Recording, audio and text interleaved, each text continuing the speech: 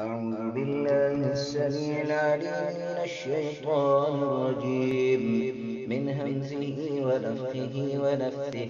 بسم الله الرحمن الرحيم.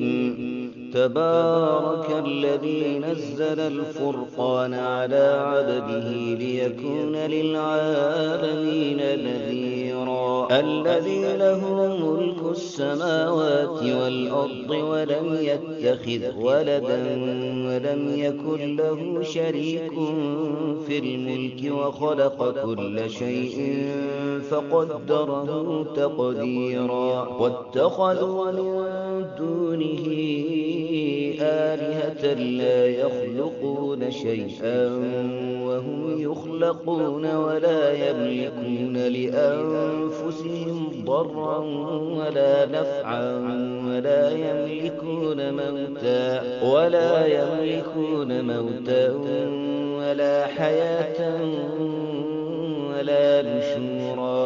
وقال الذين كفروا إن هذا إلا إفك افتراه وأعانه عليه قوم آخرون فقد جاءوا ظلما وزورا. وقالوا أساطير الأولين اكتتبها فهي تملى عليه بكرة وأصيلا.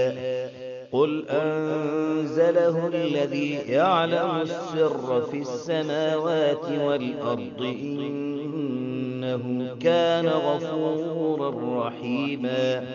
وقالوا ما لهذا الرسول يأكل الطعام ويمشي في الأسواق لولا أنزل إليه ملك فيكون معه نذيرا أو يلقى إليه كنز أو تكون له جنة يأكل منها. وقال الظالمون إن تتبعون إلا رجلا مسحورا. انظر كيف ضربوا لك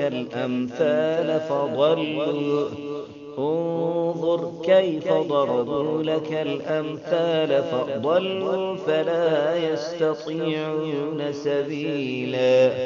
تبارك الذي إن شاء جعل لك خيرا من ذلك جنات تجري من تحتها